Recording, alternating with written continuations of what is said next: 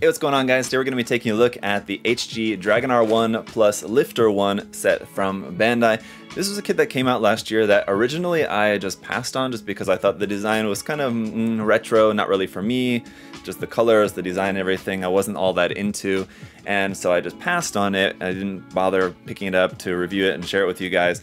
But I heard from a lot of y'all that you really liked the kit. Those of you who did build it, you really enjoyed it. So I took another look and I thought, you know what, that actually does look like a really nice kit. So here we are. I'm really excited now that I'm kind of more pumped on the release of this. I'm sad that it's taken me this long to get to it, but fortunately I was able to get my hands on one thanks to the good folks here at USA Gundam Store, and I can check it out and review it for you guys today. So let's get right into it. But alright, so checking out the box art here, really cool artwork on the fronts. Now, not only did Bandai come out with the new HG version of this kit, they came out with kind of a re-release of some of the other kits that you can see here in the background, like this one and this one over here. They're older kits, but Bandai has sort of reissued them, I believe, with new box art maybe, but the kits are going to be still the same as the old ones. So anyway, I won't be taking a look at those, but just letting you guys know that if you may have seen those also out recently, they're not going to be of the same quality as this one. This is a completely new kit. Those are just reissues of the old kits. But awesome artwork there on the front. Here on the side, you just kind of got the same thing there. And this is in 1/44 scale, so I'm guessing it's going to be pretty standard to like an HG size Gunpla. On this side of the box, you can see a front view of the painted kit and also the inner frame. So yes, even though it's an HG kit, it does have basically an entire inner frame there, minus just the head, but that's not too surprising for a 1/44 scale kit. The inner frame though looks really nice. That's cool. There's the rear view, and then over here some other gimmicks of the kit. So yeah, aside from it just looking like a really nice kit, it does have quite a few really nice gimmicks built into it, it would seem. There's a couple of stills from the anime. And on the other side, some more images here, including the rifle. You also have a bazooka. You have two different options here for the visor part at the top of the head anyway, I guess I should say. The lifter, which is the backpack on it there. You can have it without the backpack as well if you want to, just like that, but there's some more option parts. Anyway, a lot of stuff in here, which is a reason why it looks like such a nice kit. Let's go ahead and check out all the runners after taking a quick peek here at the instruction manual, where on the front we've got that same box art once again, just in a vertical format this time, so that looks really nice. On the back side, you have some information in Japanese and in English there for you. There's a little bit about some of the features and gimmicks of the kit here on this side. The hybrid shield, again about the anime there, and then a bunch of detail images showing all the different features of the kit there, and the color guide down here at the bottom. On the inside, it looks like, where is our parts list? Parts list is right there, and the inside is all going to be black and white. This side of the manual is all going to be in color, so it's going to be about half black and white, half color for the instruction manual. Let's check out the runners. For the stickers for this, I was looking at this thinking, why do they separate the foil stickers to have the eyes and this little red one, which I'm guessing is a little camera sticker there. So you got your standard foil stickers. And why do they put the one for the shield on a separate sheet? But that's because this one is a little bit different. This is one of those plastic stickers, so not a standard foil sticker. So it's a little bit thicker, basically. This is going to be for that one on the shield. For the polycaps for the kit, this is it. All we have here is PC7, which is just some polycap ball joints in gray, and that's it. And then we've got SB13 for some clear yellow beam saber effect parts. Runner A is in 4 colors, yellow, red, blue, and a dark gray for some of the weapons parts there in the middle. And then runners B1 and B2 are all going to be the rest of our dark gray parts, mostly for the frame. As you can see, that center part there is copied, and then there's some parts there on the side which are not. Runners C1 and C2 are going to be all of our white parts for the kit, with this section right here being doubled. And then runner D here is another 4-color runner, just because this would appear to be all of the parts for the lifter. So they made this as just its whole separate runner. So we got red parts, blue parts, dark gray, and then white there in the middle. Alright guys, so here is the kit all built up. At least this is the Dragonar-1 all built up without the lifter unit. So we'll add the lifter on here in just a minute. I just wanted to take a look at the base unit first, just to focus on that. And we'll talk about its other accessories and just kind of the kit overall. The kit is amazing. This is one of those kits that just really surprised me how good a kit they could make here with this. Well, it seems such like a simple build when you're putting it together. It goes together really fast, but it's so nice in its engineering and just kind of the part separation of everything. It's just a really great kit, I have to say, overall. So let's go ahead and take a look at those accessories. All right, as we'll get into the accessories here, this is what takes a kit that's already such a great kit just as the base kit on its own The amount and the variety of accessories that we have with this just makes it even better. So first off, here is your shield. Now you have that plastic sticker on there for the one. The great thing about that is compared to a foil sticker, the plastic sticker obviously makes it look more like plastic so that it blends in. It doesn't look like a sticker, it looks like a separate yellow piece, even though it's not.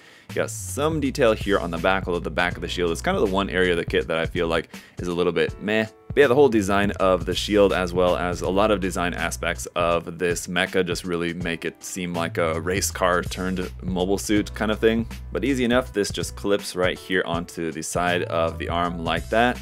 No problem at all. We've also got two of these throwing bombs, nicely color separated, although you might just want to use a little bit of panel liner.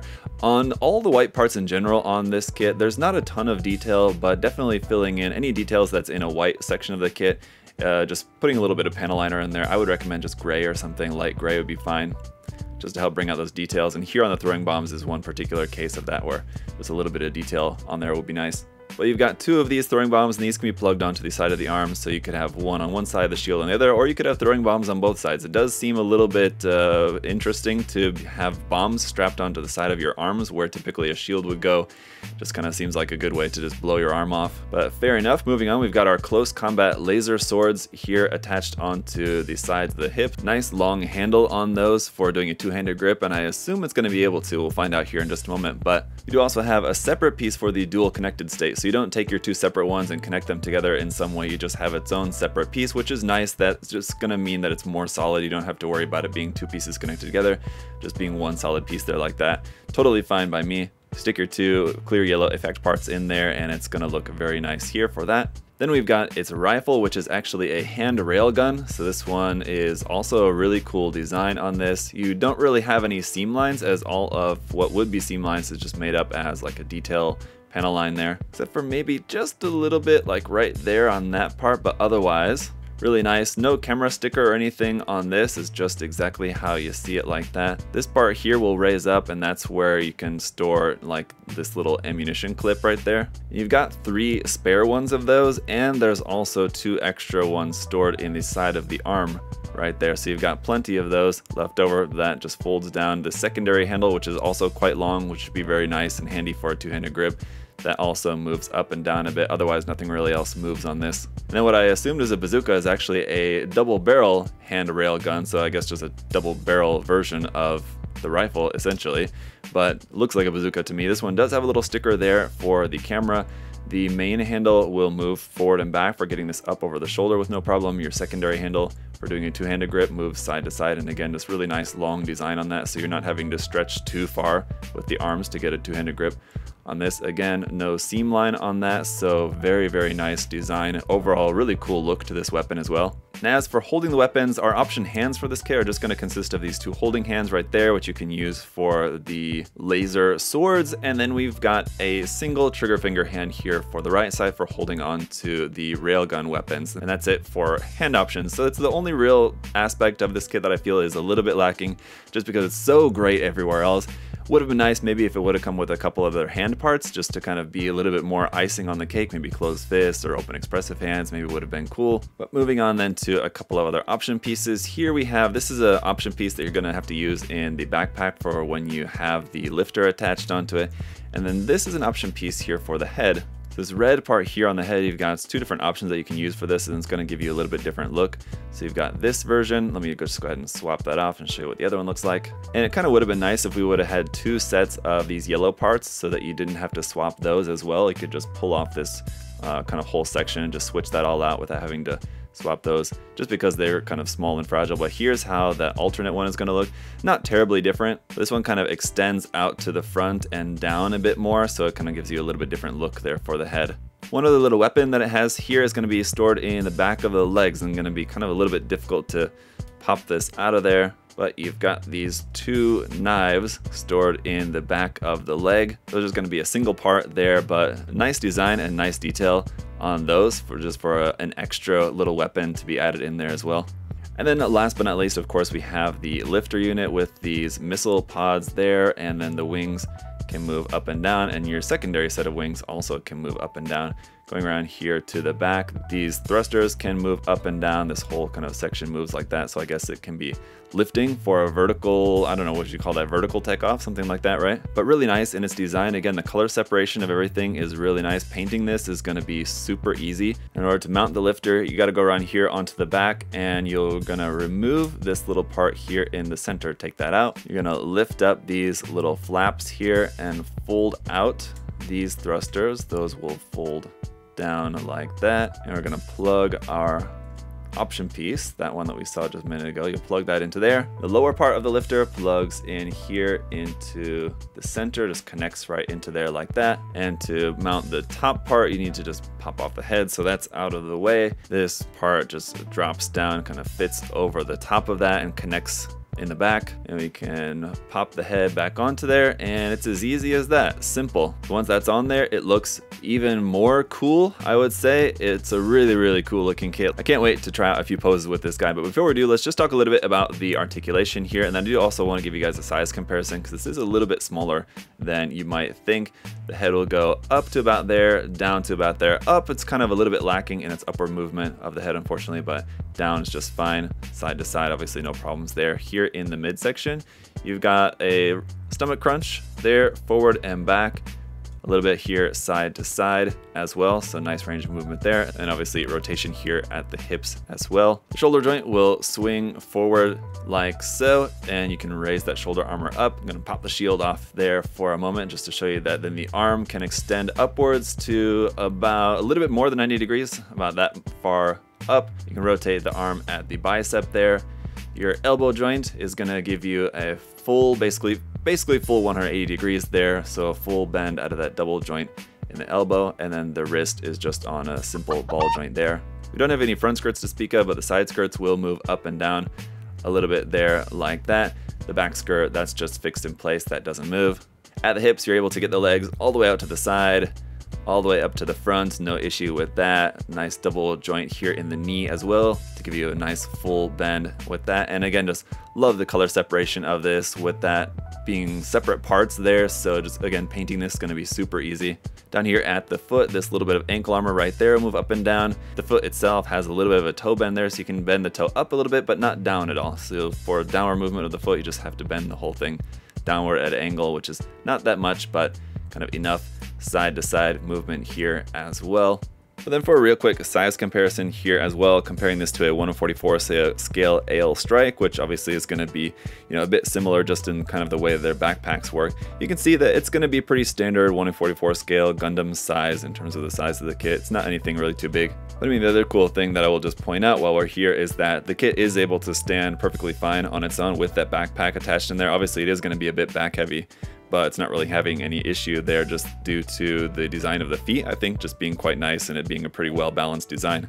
Alright guys, so let's try out a few different poses and just admire how good this kit looks. Now, it's mostly pros, but there are a couple of cons, although really pretty negligible. Like, there's a couple of tiny missing color apps, like on the weapons and especially like on the missile pods under the wings. Like, there's a couple of little missing colors here and there.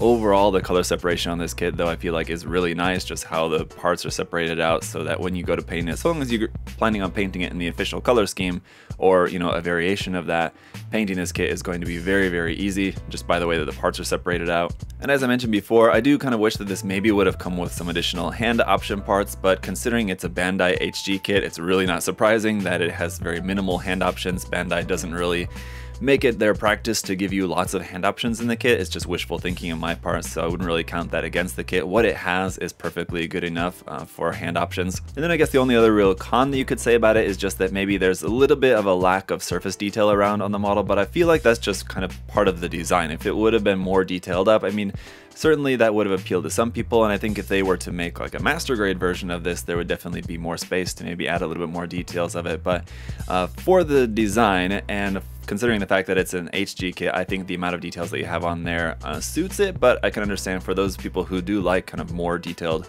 kits that they may find this to be a little bit plain as far as what's on the surface, but there's always space there that you could go in and add some more of your own, or you know, there's going to be detail added in if you wanted to go ahead and like paint it up and adding waterslide decals on there or something like that, for example. That's going to add more detail just through the decals that you might add to it. So all in all, guys, in my opinion, a very impressive HG kit, and one that I'm sad that I slept on at first, but I'm very glad to have checked out. Now, if you guys missed the live stream, you can go back and check that out as well if you wanted to see the kit being built up, because yeah, that's another impressive point of this, is that it basically has an entire inner frame except for the head. So I mean, if that's something that's also kind of interesting to you guys, it's nothing really too crazy. It's a very simple, basic inner frame, but it does have technically a full inner frame, which is pretty awesome. But anyway, guys, the long and short of it is, I highly recommend you all check out this kit. It's definitely worth it. If you would like to do so, or check out any other HG kit or anything else from Bandai, of course you can check the link in the video description to USA Gundam Store.